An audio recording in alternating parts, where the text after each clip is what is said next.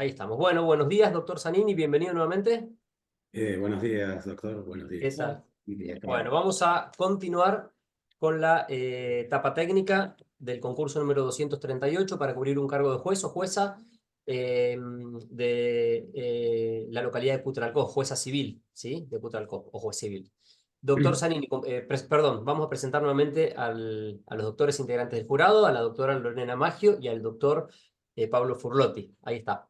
Doctor Zanini, usted tiene 15 minutos para exponer el tema que ha elegido, ¿sí? Ahí tiene un Correcto. reloj en pantalla, ¿lo ve? Sí, sí, Para poder correcto. ir ordenando su exposición y cuando termine, el jurado le va a hacer las consultas que estime pertinentes. ¿Bien? Bárbaro, bárbaro. Bueno, suerte, Gracias. doctor. Gracias. Gracias. Bueno, el tema que preparé son los requisitos para... es sobre el despido con justa causa y voy a hablar sobre las exigencias para la validez de la ley de la justa causa, perdón, que surgen de la ley de contrato de trabajo. Bueno, nuestra ley de contrato de trabajo, los mismos resultan de los artículos 242, 243, del artículo 10, 62 y 63 de la ley de contrato de trabajo. Estos requisitos para que sea válida la justa causa resulta ser un incumplimiento que configure injuria, que la comunicación que se emita de esta justa causa sea por un medio escrito, autosuficiente, donde tenga una expresión clara de este incumplimiento que la parte va a invocar como injuria, como conducta injuriosa, perdón. También asimismo se prevé el principio de invariabilidad de la causa, que la persona, o sea, la parte del contrato, el trabajador o el empleador, que lo va a invocar, después no va a poder modificar o variar esta causal que invocó en la comunicación escrita, en la oportunidad del despido, y como última exigencia sería que resulta que tiene la obligación de intimar previamente a la otra parte para que revea su conducta incumplidora o contraria a derecho, dándole la posibilidad de rever esta conducta. Bueno, voy a empezar a desarrollar el primero, que resulta ser la necesidad de un incumplimiento que constituye injuria. La injuria ha sido definida por la doctrina como un incumplimiento de los deberes de conducta o de prestación que surgen del contrato de trabajo, que, que provocan un daño de gravedad en los intereses de la contraparte. Puede ser por una acción o una omisión, tanto del trabajador como del empleador, y, y bueno, y por su gravedad va a tornar imposible la continuidad del contrato de trabajo. Nuestro sistema jurídico ha optado por el modelo de definición abierta del concepto de injuria, no dejando establecido de antemano qué incumplimientos van a tipificar en este instituto, dejando ello a la competencia del juez. ¿Qué implica esto? Que si bien las partes de antemano, tanto trabajador como empleador, van a poder invocar libremente el incumplimiento que consideren como injurioso, en última instancia su calificación va a depender de la competencia del juez. Por ello, aquí es importante, tiene algunas implicancias, como resaltar de que no resultan válidas las cláusulas contractuales que de común acuerdo las partes del contrato de trabajo hayan determinado, bueno, por libre voluntad, por el cual dejen determinado que cierta conducta o incumplimiento constituyen injuria, porque, como bien implica la norma, es de competencia del juez. Lo mismo va a ocurrir en el caso de los reglamentos de empresa, cuando el empleador fije normas que determinen, que estas normas determinen algún incumplimiento, o sea, determinen o califiquen a ciertos incumplimientos como injuria, tampoco van a ser obligatorios o vinculantes para el juez, porque si bien la ley le otorga al empleador la facultad de dirección de la organización de la empresa, esto no alcanza a la facultad de determinar un comportamiento como injurioso. Entonces el juez podrá, en el momento de analizarla, tenerlo como antecedente, pero no va a estar sujeto o vinculado a eso. Bueno, acá también es importante de que se tengan en consideración no exigencias que hacen a la injuria en sí, sino a la conducta que asume la parte que va a decidir despedir con justa causa, que tienen que ver con los principios de proporcionalidad, perdón, fundado en la razonabilidad, que tiene que ver entre el incumplimiento del cual fueron víctimas y esta medida que deciden. También el principio de contemporaneidad, que no haya, o sea, que haya un cierto un plazo prudente entre el incumplimiento y la decisión de despedir con justa causa. Y en el empleador agregamos uno más que tiene que ver con respetar el principio de non bis in idem, o sea, que no podría utilizar un incumplimiento anterior para fundar su justa causa que ya hubiese sancionado en una oportunidad anterior. Bueno, como segundo requisito, pasamos ahora que tiene que ver más con las cuestiones de forma y que están establecidas en el artículo 243, que es en cuanto al modo en que debe comunicar esta justa causa, que la ley le exige que sea por un medio escrito y que debe ser autosuficiente.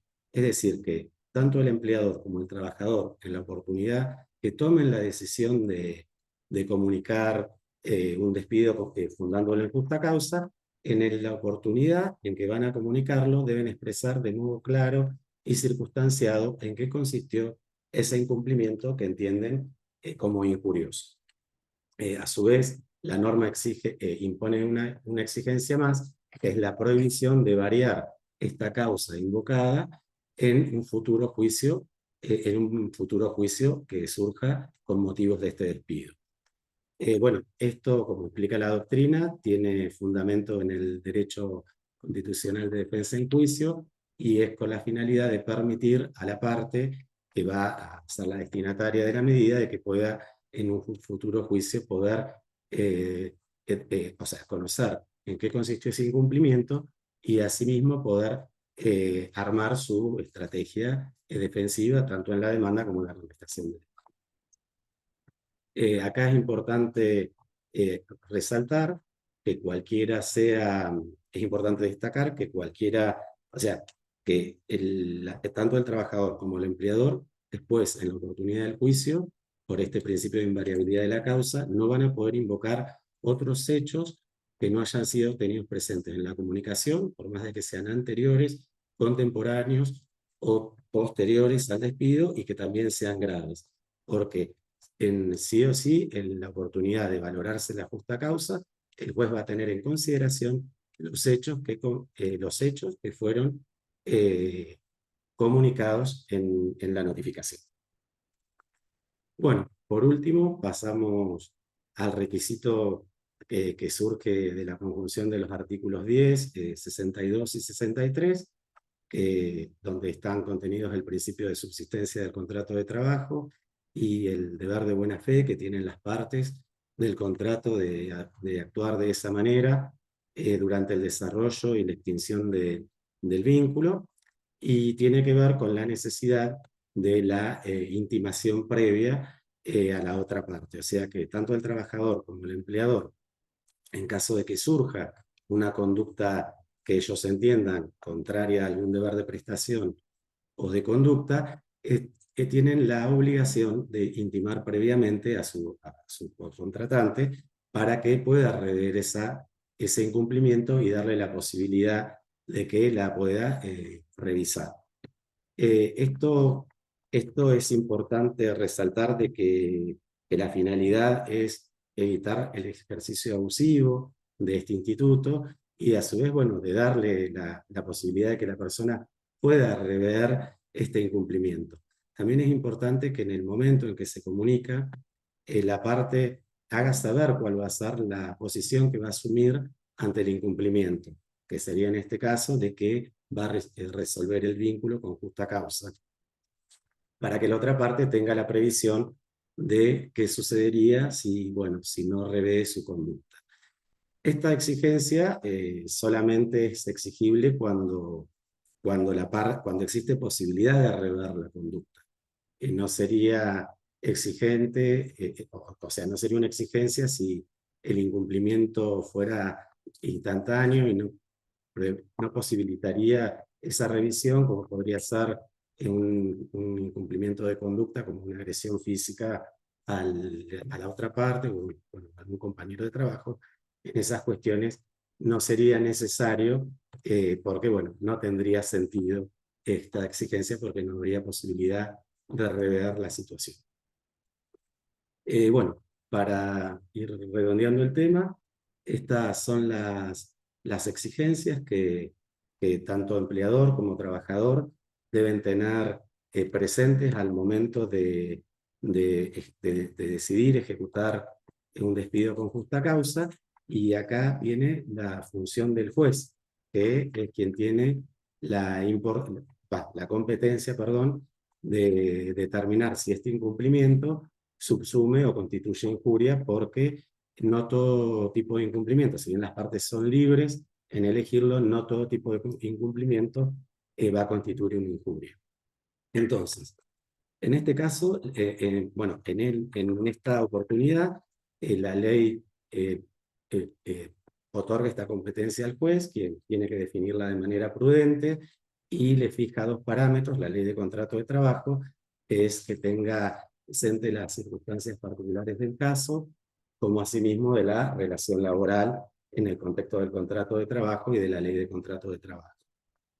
Acá es importante remarcar remarcar que es importante que el juez no analice este incumplimiento o este comportamiento de manera aislada, sino que lo haga dentro del contexto laboral y sociocultural en que se desarrolla este incumplimiento, valorando también el nivel de tolerancia que tiene el incumplimiento en el ámbito social. Porque bueno, no todo incumplimiento tal vez puede tener la misma gravedad, depende del escenario donde se produzca. También es importante que, si bien no son exigencias de la injuria, sí son exigencias de la conducta del empleador y del trabajador, cuando deciden la misma, meritúe también si ha sido proporcional, si ha sido contemporánea, que justifica o sea, que justifica que realmente no había posibilidades de que continúe el vínculo, y a su vez es importante que juzgue con la perspectiva de género.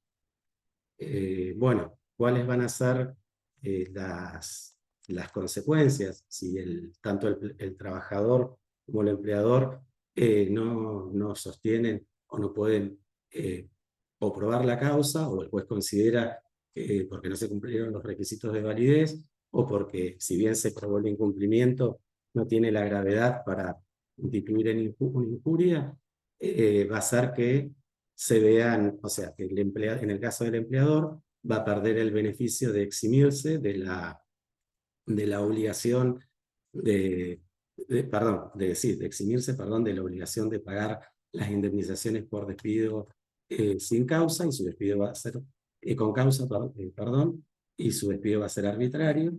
Perdón, lo dije mal. Se va a eximir de tener la obligación de indemnizar, para redondearlo mejor.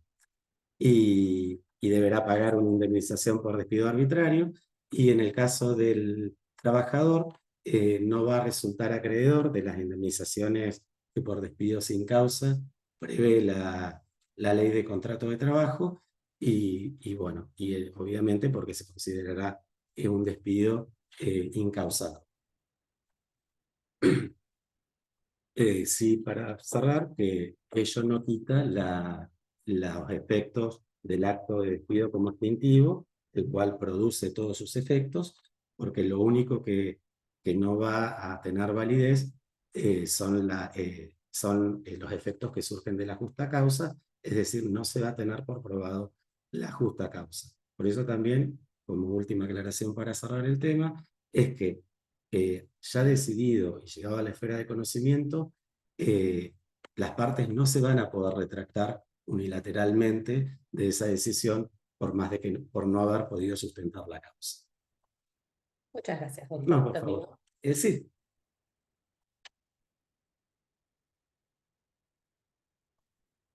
¿Quieres empezar vos? Sí, yo voy a hacer una consulta con respecto al tema, ¿no? Sí, sí, sí. Yo vengo viendo que su toma constantemente habla de la configuración del despido, tanto realizado por el empleador o el indirecto, digamos, Sí. que lo hace el trabajo. Y usted en su exposición manifiesta que siempre, o en salvo casos excepcionales, ¿verdad? Las partes tienen que intimar al otro a que modifique su conducta. Claro. ¿Sí? ¿Estamos acá? Sí, sí, sí, sí, sí. ¿Usted esa intimación previa la considera como requisito configurativo del despido indirecto y del despido directo? ¿De los dos tipos de despido? O sea, si no está esa intimación, ¿no se configuraría el despido? Porque Depende. acá hay... Sí, sí, sí, sí, Por depende. Sí, le comprendo la pregunta. Depende de las circunstancias puntuales del caso. En el caso que sea el despido dispuesto por el trabajador, el despido indirecto, siempre tiene la obligación de intimar previamente a su empleador para que, o sea, para que subsane esos incumplimientos, ¿no? Ahora, en el caso del empleador, es diferente. Hay en situaciones que sí está obligado a hacerlo, como es en la causal de abandono de trabajo que prevé el artículo 244, donde bueno, la ley de contrato de trabajo regula este incumplimiento como una causal de justa causa que le habilita al empleador a que pueda eh, resolver el vínculo ante el abandono que hace de la prestación el trabajador. En este caso es un requisito que sí o sí tiene que estar. En otras conductas, tal vez por eso hice la salvedad de que... ¿no? Sí, sí. Está bien. Y después, bueno, con la reforma del decreto de necesidad de urgencia, ha impuesto también, ha creado una nueva figura, no una nueva figura, sino una nueva causa, causal de justa causa, que también exigiría al empleador, para poder invocarla, la intimación previa. Bueno, es esa aclaración, porque No, había no. quedado como, Sí, sí, no, está como bien, está bien. requisitos de digamos, de validez. Sí, sí. Sí sé, hay una doctrina que establece claramente que en el despido directo no es necesario a veces citar si la situación es grave. Claro, sí, sí, sí, sí. Pero bueno, hay una cuestión que Sí, no me acuerdo de qué sala, bueno, muchos jueces opinan, cuando es muy, por ejemplo, muy abultada la deuda de haberes y demás, no es necesario intimar el pago claro, sí, previo a sí, considerarse despedido, sino se pueden dar directamente por despido sin intimación. claro, En el caso sí, del despido de indirecto. claro, Eso sí, sí, existe. sí, sí, sí, sí.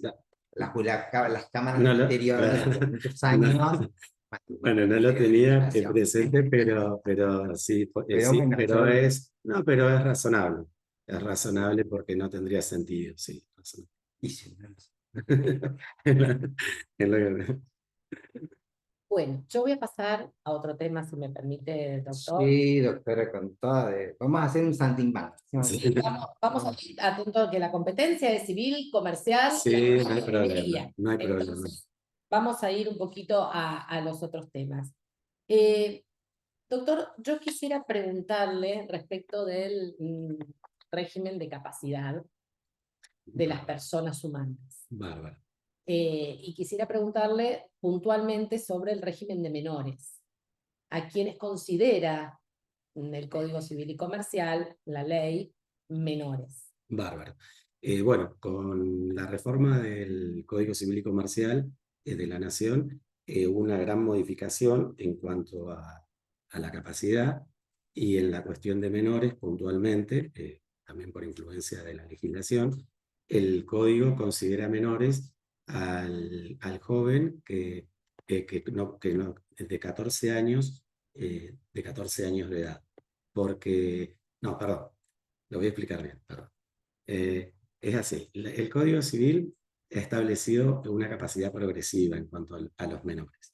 Se mantiene que el menor es mayor a partir de los 18 años. Lo que se ha hecho una diferenciación, por eso me expresé mal, es en que el Código ha otorgado ciertas capacidades a los jóvenes en el lapso en el lapso de los 18 a los 16 años.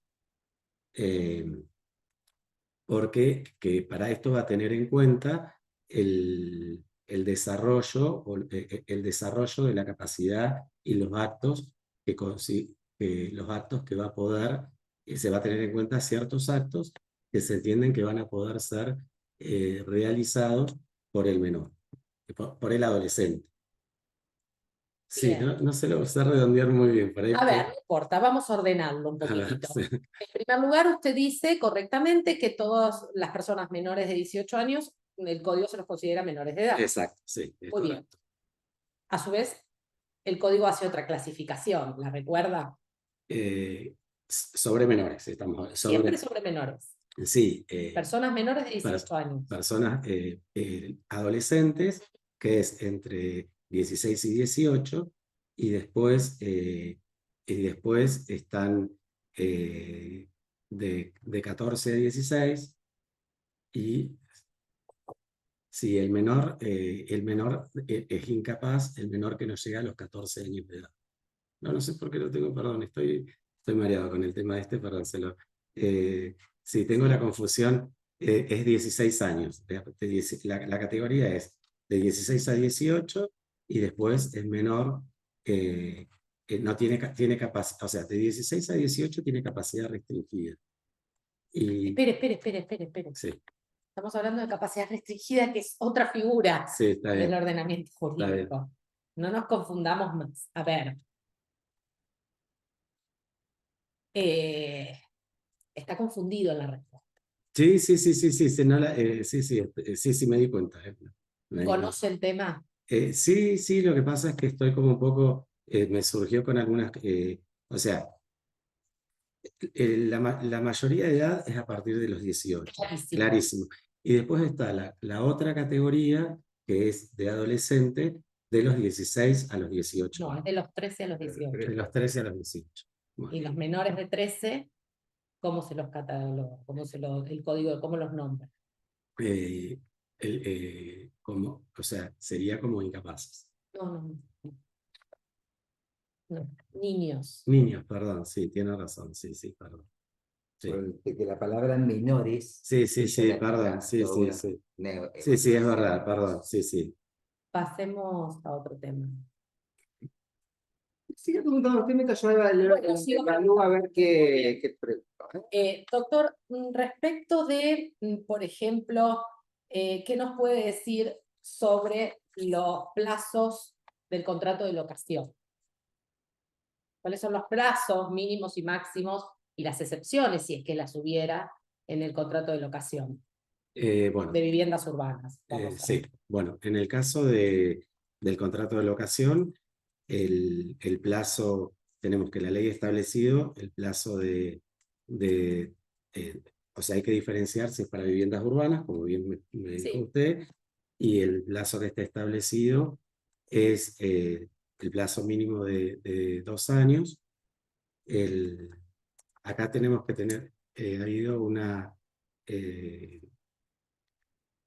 bueno, hay una cuestión con el tema del decreto de necesidad de urgencia que ha... No, vamos a lo puro, está bien, a lo que establece el Código Civil y Comercial como plazos mínimos y máximos. Usted dice que el mínimo es de 2 años. claro, o sea, para vivienda tenemos que, claro, que el plazo mínimo es de 2 años.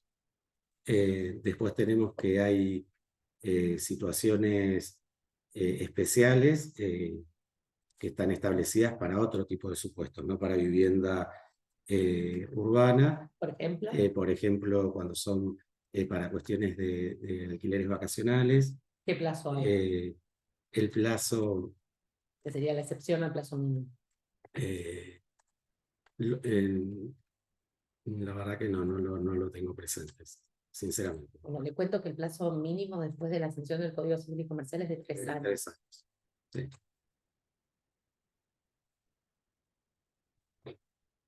Le quiero hacer una pregunta. ¿Cuáles son los requisitos que establece la ley en materia de protección de la vivienda? Bueno, respecto de de estos requisitos tenemos que la protección surge cuando es una vivienda única, es uno de los requisitos, que sea un único bien. En este caso le da la característica de inembargable, eh,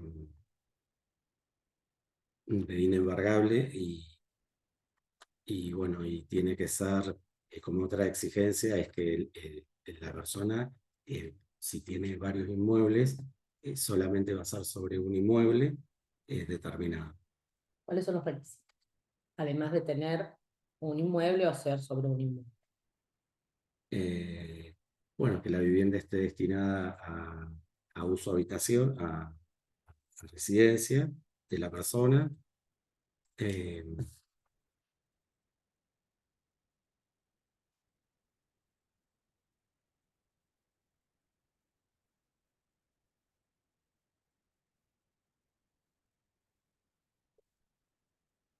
la verdad que no lo tengo claro.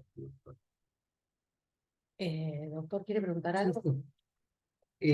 Vamos a ir al tema de la ley de contrato de trabajo con respecto al tema de la solidaridad. ¿Sí? Bárbaro. A ver, ¿qué nos puede decir de la solidaridad? ¿Cuántas normas de la ley de contrato de trabajo plantean solidaridad? ¿Cuándo existe la solidaridad? O sea, porque siempre hablamos de un artículo 30, pero hay un montón de Sí, pero hay normas que otras nos hablan de normas, sí, solidaridad. tal cual. ¿Sí? ¿Y Eh, cuál sería el principio general de la ley? O sea, ¿dónde la ley tiene? ¿Sí? Sí, bueno, dentro de la ley de contrato de trabajo tenemos el supuesto del artículo 30 que prevé la solidaridad para el supuesto de subcontratación o para el supuesto de que se utilicen las instalaciones. Y después tenemos los artículos, bueno, no recuerdo bien el número, pero que prevén la solidaridad cuando se produce la transferencia del establecimiento, 225, y también cuando se produce la cesión del contrato de trabajo. Puede ser el conjunto económico del artículo 21. También. Continúo con Sí, el tema. sí, sí. Ya como No. usted pasó de Ah, instancia, siempre hay algo que recuerda. no, está bien, perdón. Bueno, respecto de la solidaridad, en los casos de que, en el caso de que haya una transferencia que haya una cesión del establecimiento, tanto cedente como cesionario son solidariamente responsables de las obligaciones laborales que surgen o sea, de los contratos vigentes a la fecha de la transferencia, lo cual implica que se va a reconocer a los trabajadores la antigüedad y obviamente todas las obligaciones, ambos van a asumir todas las obligaciones anteriores para con el trabajador a la cesión. El tema de la antigüedad. Sí, sí, sí, sí. ¿Se reconoce por el hecho de la transferencia o hay otra normativa que establece en la ley el tema que la antigüedad debe ser reconocida al trabajo? No, hay otras normas en la ley ¿Cuál de... sería específicamente el artículo que reconoce? Sí, Un artículo específico. no, sí, sí, es el 250 y... No, el 19, el 18, perdón. Sí, el 18.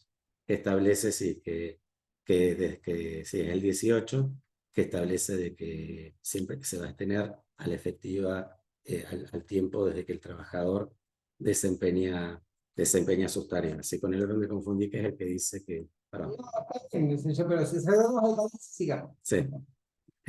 Bueno, después el otro caso puntual tiene que ver con la cesión del contrato de trabajo individual. En este caso, bueno, tanto cedente como cesionario también asumen la obligación de las obligaciones anteriores del contrato de trabajo, y después encontramos los supuestos previstos en el artículo 29 y 30, que son por ahí los más nombrados, que en este caso es cuando se da la solidaridad, cuando hay una subcontratación sobre la actividad normal, sobre la actividad principal, normal y habitual, de la empresa principal, y también cuando se den el supuesto en el que hay intermediación, como bien refirió usted, del 29, y también se da cuando se ceden las instalaciones, del establecimiento. En esta cuestión,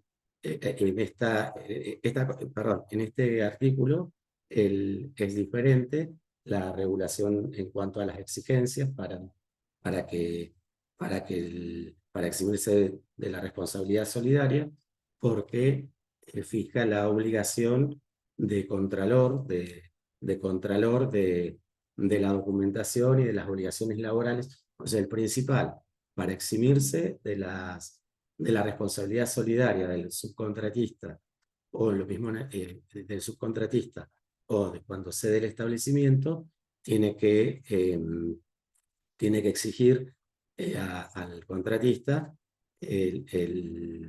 bueno, el cumplimiento de las obligaciones de los dependientes que van a prestar servicio, que van a estar afectados a la actividad normal y principal del trabajador.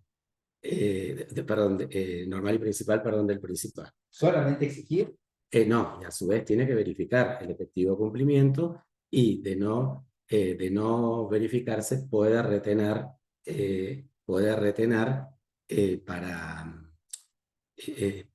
retener esos importes que corresponden para los organismos de la seguridad social para cumplir con esas obligaciones de modo directo. Voy a pasar a una pregunta Sí. distinta de otro tema. Doctor, quisiera, si por favor me puede decir si existe alguna diferencia entre el proceso de beneficio de litigar sin gastos y el beneficio de gratuidad de la Ley de Defensa al Consumidor. Yo considero que sí, porque en el beneficio de litigar sin gastos es un procedimiento, es un procedimiento que la parte está obligada a iniciar de manera judicial en la oportunidad que puede serlo previamente o contemporáneamente con la interposición de una demanda. En el beneficio de gratuidad que prevé la Ley de Defensa del Consumidor, no necesariamente, o sea, es un beneficio que impone la propia ley y no exige que la parte tenga que realizar ningún procedimiento previo para conseguir esa declaración. En el caso del beneficio de litigar sin gastos, la parte necesita arbitrar un procedimiento que tenga una resolución del juez que se lo concede. No sería el caso en el beneficio previsto en la Ley de Defensa del Consumidor. En cuanto al alcance, La diferencia de alcance de uno y otro, el alcance del beneficio cuando es judicial va a estar determinado al juicio para el que fue solicitado. En cambio, el alcance que tiene ¿a qué cosas del juicio que fue solicitado? Perdón, discúlpeme, sí, a los gastos, a las costas del proceso. O sea, se va a eximir de pagar bueno, las tasas, todos los gastos de sellados judiciales, y a su vez, en el caso de que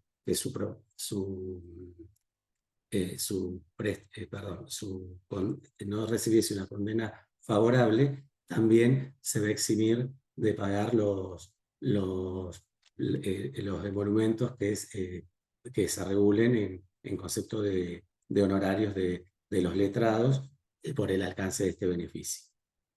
En el caso de la defensa del consumidor, esto le permite a la parte realizar toda la tramitación de manera gratuita, sin necesidad de que este reclamo le genere ningún gasto económico.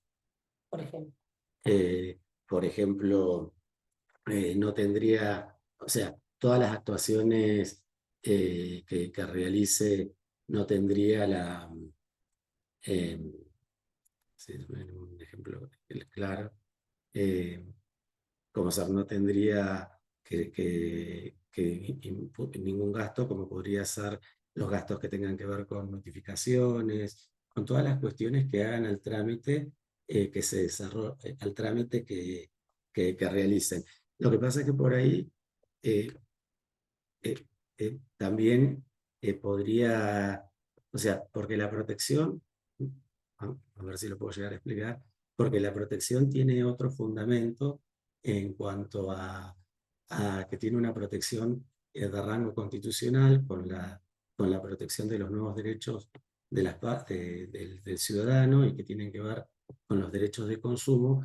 Es como que lo que ha tratado de hacer la ley de la regulación es que el consumidor, por el grado de protección que tiene, se ve eximido de pagar cualquier gasto que le lleve a poder tener reconocido su derecho de consumo. Y puede en algún punto ese beneficio de gratuidad ser revocado. Eh, yo entiendo, perdón, doctora, yo considero que no, pero sí podría ser, llegado al caso de que el proceso tenga una instancia judicial, o sea, que el reclamo ingrese a la instancia judicial, si perdiera el proceso, o sea, que no fuera reconocido su derecho, él debería soportar las costas del proceso. O sea, no sé si diferenciárselo, si fuera en el ámbito administrativo. O sea, Supongamos en el ámbito judicial con el ejemplo que usted acaba de dar.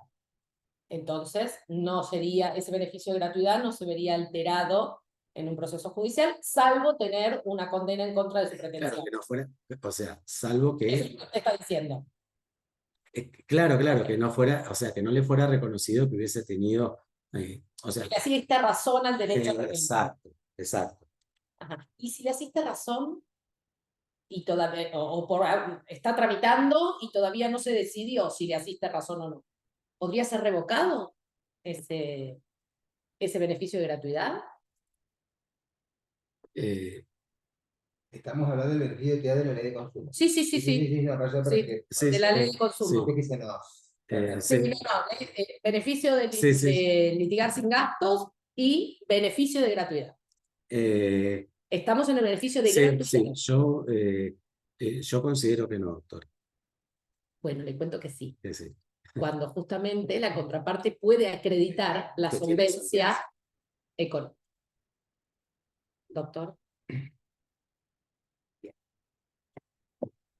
Vamos a un tema que es la ley de riesgos de trabajo. ¿Sí?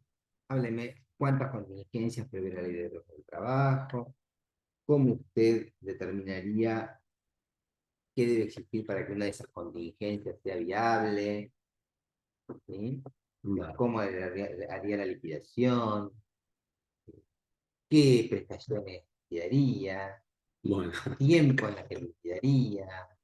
Háganme bárbaro.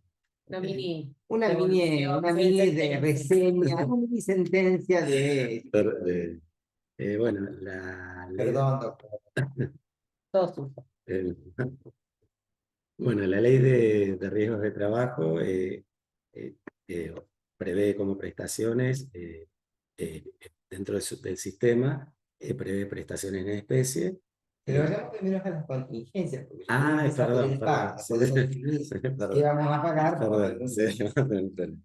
Bueno, las contingencias que prevé la ley de riesgos de trabajo tiene que ver con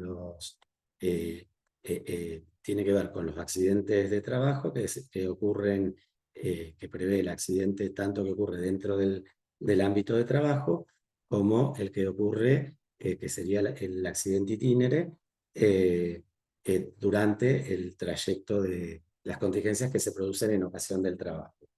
A su vez, prevé también las contingencias cuando exista una enfermedad profesional que es calificada, es calificada, que tiene que ver con los riesgos del ambiente de trabajo, y en este caso también hago a raíz de las modificaciones, si bien en principio este listado de enfermedades profesionales era cerrado, ha permitido ahora que las partes puedan instar un procedimiento para incluir enfermedades profesionales que no estén listadas en la reglamentación. El tema... Al principio estaba previsto para las profesiones médicas. Exacto, y En ahora... nuestra provincia hemos adaptado eso y bueno, si lo puede hacer la comisión médica, tal cual la justicia. así.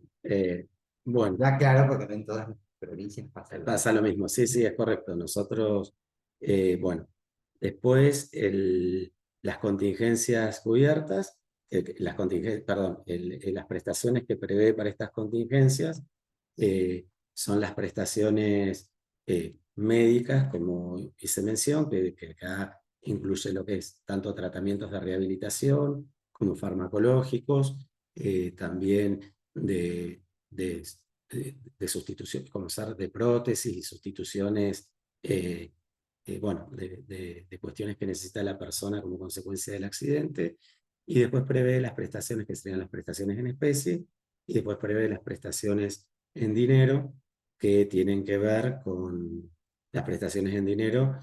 Tenemos que son prestaciones de pago único, que prevé la legislación y que va a depender, que está previsto para los grados para el grado de incapacidad,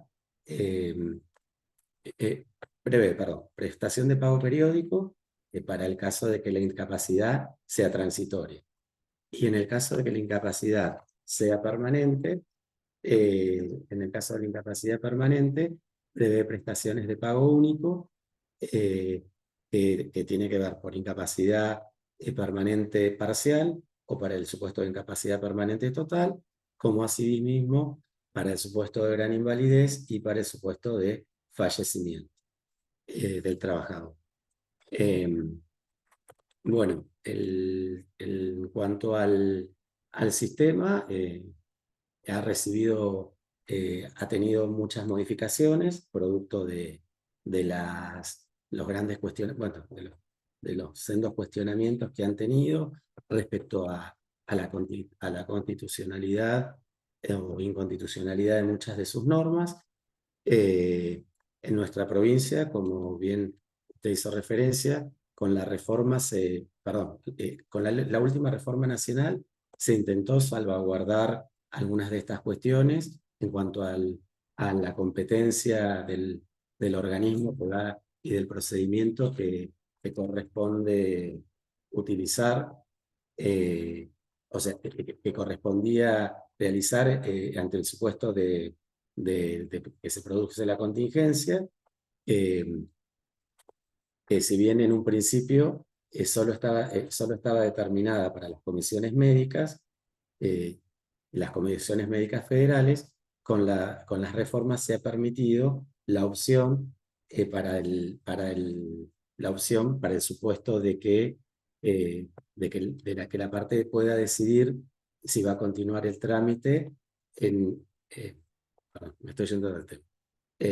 Sí, me estoy yendo del tema con otra parte, voy a retomar. Perdón, el procedimiento... Las prestaciones Sí, sí, perdón, me estaba yendo de tema. Sí. No se vaya, porque si no va a tener... Estoy disperso, sí, estoy un poco disperso, perdón. No, Acá no estamos... no, está bien, no, está bien. Para No, comer. está bien, no hay problema. No, bueno, estaba con el régimen de las prestaciones, perdón. Las prestaciones... Dinerario, que ya había hablado de la incapacidad de la ILT, Sí. habló del tipo de incapacidad, o sea, cómo jugarían las prestaciones dinerarias en una incapacidad de pago único. Entonces usted habló que hay algo ahí que hay que pagar. Sí. ¿Cómo se llama ese algo que hay que pagar? ¿Y qué es ese algo que hay que pagar? Sí, perdón. Bueno, hay que pagar una indemnización de pago único. Perdón. Que la ley ha fijado el modo de determinación, que ha fijado el modo de determinación, que tiene que ver este pago único. ¿Cuáles serían las variables? Sí, eso va a surgir de la aplicación de una fórmula que tiene las variables que prevé la ley, que tiene que ser, es el ingreso base, que se va un multiplicador de 53 que prevé la ley, después un coeficiente que se va a sacar de la edad del trabajador, y el último tiene que ver con el grado de incapacidad. Acá ha surgido diversos pronunciamientos en cuanto al modo de determinar este ingreso base, y bueno, hay un reciente precedente del Tribunal Superior de Justicia de nuestra provincia, que es el precedente Contreras, que ha dejado determinado el lineamiento, bueno, el modo para actualizar, y tanto para utilizarlas para actualizar, perdón, el ingreso base, y después la aplicación de las actualizaciones del artículo de la ley de contrato, de la ley de riesgo de trabajo. Está Perdón. bien, está claro que volvió a plenario. Sí, sí, sí. Nuevamente en plenario. Sí, sí, sí. No sabemos cómo vamos a hacer, o sea, qué va a decir el tribunal final. Claro, no, por eso yo Bueno, le hice, plenario por eso yo le hice en la, 3-4 años con respecto a mismo.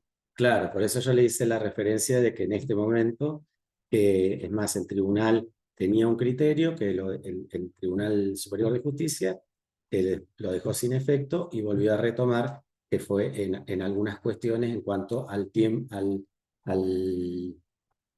en cuanto al momento en que va a tomar, en que va a hacer el punto para su actualización. No me confunda. Actualización con interés. Sí, está bien, perdón. Sí, sí. El tribunal vuelve al criterio Claro. dos cosas.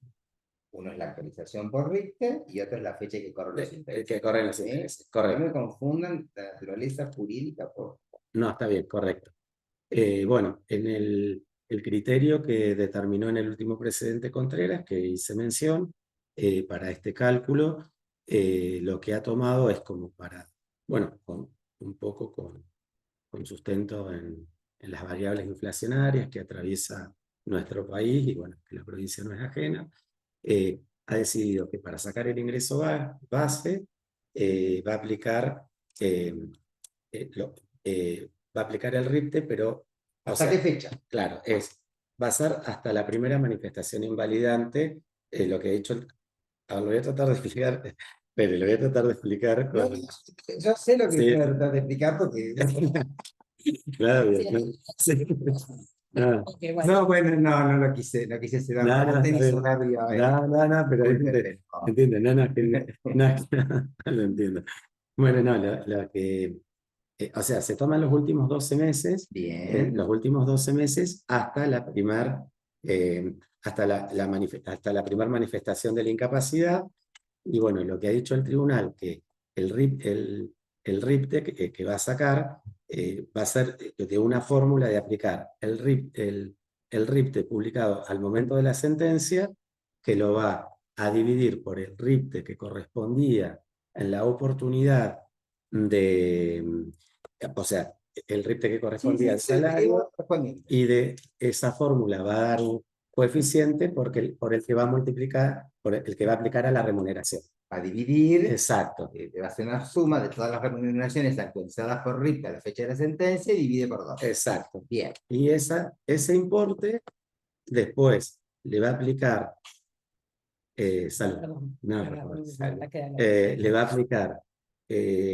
a aplicar la tasa que establece la norma, que es la tasa activa, la tasa del Banco Nación. Se le va a aplicar a ese Ingreso a ese base. ingreso, le va a aplicar la, desde la primera manifestación Sí. hasta el momento en que se produzca la liquidación hasta el momento en que se determine hasta el momento en que se realice la liquidación, que se realice la fórmula. A ver si lo explico mejor. No, porque es confuso. Sí, Por sí, eso pero yo digo, y hay un problema, No, porque- toda una explicación. porque de sé que sé que hay otra, sé Entonces, que- tic, tic, tic, tic, y nosotros no, sé que hay empezamos otra, muy... sé que hay otra, acá surge una cuestión interpretativa en cuanto al momento en donde se va a cortar esa tasa activa, ¿sí? Esa actualización del RIPTE por tasa del banco. El Sí, artículo 5, exacto, el exacto. 770. Si va a ser hasta el momento de la realización de la demanda o si va a ser hasta el momento de la sentencia. El, ¿Por qué? Porque lo que tiene en cuenta... Vayamos por partes. Sí, Explíqueme Contreras, porque usted me está yendo de Contreras a Retamales. sí, Usted está me bien. quiere explicar las dos posturas. Vamos primero a la postura vigente. Está bien, Yo quiero que usted me explique la postura vigente. está bien. Está bien, está La bien. otra, vamos a ver, porque seguramente en algún momento la vamos a echar. La postura vigente es, usted dijo, se establece el RIPTE para los parámetros del RIPTE, conforme lo establece el artículo 12, tengo que tomar los 12 haberes anteriores a la primera manifestación invalidante o tiempo inferior, si trabajo menos, ¿sí? Claro, sí, sí, sí, sí. Ahí ese valor, digamos, de los salarios, los actualizo conforme lo dice el tribunal en el fallo Contreras a la fecha de la sentencia y conforme interpretado inveteradamente la Cámara del Interior, que dice que como la norma no pone límite de corte, es hasta la fecha de la sentencia, Tal cual. siguiendo el criterio del doctor de formar o por nada. Hasta ahí vamos bien. Esto usted ya lo dijo. Sí, sí, sí. ¿Sí? A posteriori de eso, el tribunal ahí establece un ingreso base. ¿Sí? El ingreso base actualizado por RIPTE a la fecha de la sentencia. Sí, está bien. ¿Estamos acá? Sí, sí, sí, sí. A partir de eso, el tribunal fija intereses Sí, a ese ingreso base, dice que le va a generar intereses. sí, ¿Estamos acá? sí, sí, sí. ¿Desde cuándo? Sí, está Dice el bien. tribunal.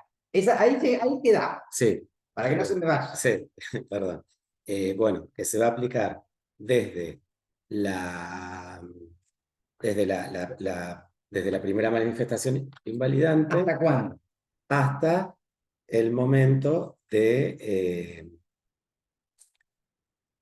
sí, bueno, yo acá tengo hasta el momento... Porque hay una Sí, confusión ahí. tal cual, es la que... Porque Bueno, el tema de la confusión está dado en el momento de la liquidación. sí, que es... El tribunal dice momento de liquidación. Sí, Si uno lee el fallo, parecería que no hay un momento de tal liquidación. cual. Sí, sí, sí. Pero si seguimos leyendo el fallo, nos vamos a dar cuenta que el tribunal habla del artículo 51. Sí, que es el momento de practicar la Y liquidación. bueno, y el 51, ese, ¿a qué intimamos ahí?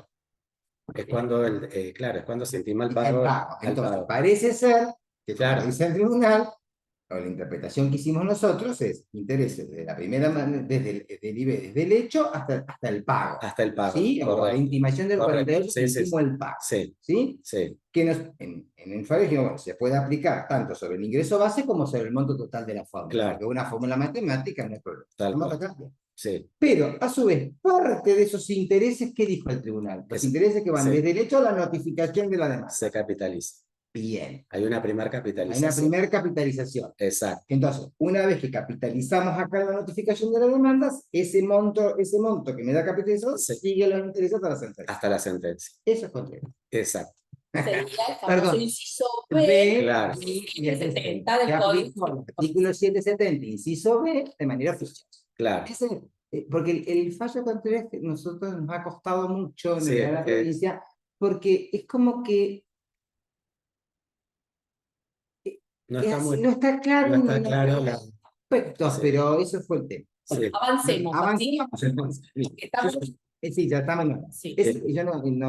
yo se lo explico, pero discúlpenme. No, No, está bien. El tema es prestaciones dinerarias. ¿Cómo liquida la prestación dineraria? Estamos en la incapacidad, el monto y demás. ¿Sí? Claro, La incapacidad. ¿Estamos acá? sí, Usted tiene la incapacidad. Yo le doy un ejemplo. Incapacidad pura 60%. Con más factores de ponderación me da una incapacidad total del 72%.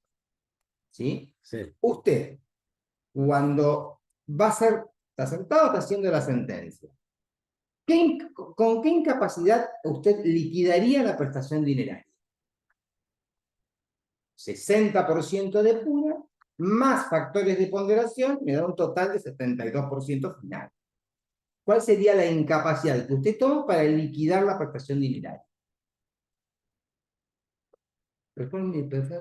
Hable fuerte, pero... No, no hay problema. No. A ver si le comprendo la pregunta. Si fuera superior ¿cuál sería el importe? Claro, ¿se aplicaría el 66 o aplicaría el 70 y...? No, yo me estoy A ver, preguntando lo a siguiente. ver, sí, ¿no?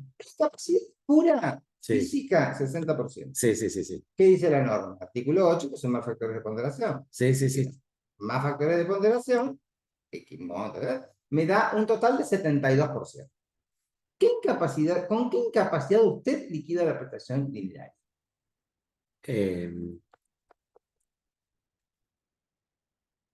Sí, bueno, sí, yo la liquidaría con la del 72, o sea, con la que incluye los factores de ponderación. Bien, el decreto reglamentario, el decreto 659, claramente establece que cuando las incapacidades superan el 65% por los factores de ponderación, hay que liquidar con el 65%. Que es el tope máximo. Está bien. ¿Sí? Con lo Está cual bien. su sentencia Sí. vendría en En arbitrario. arbitrario. Y se la revocaría el No, doctor. la revocaría el doctor. ¿Sí? Está bien. Así que eso es. Claro, ¿sí? Bueno, Bien. yo por mí ya... No, sí, yo Ya también. Bueno, Sí, Gracias, doctor. no, por favor, no, por favor, muchísimas gracias.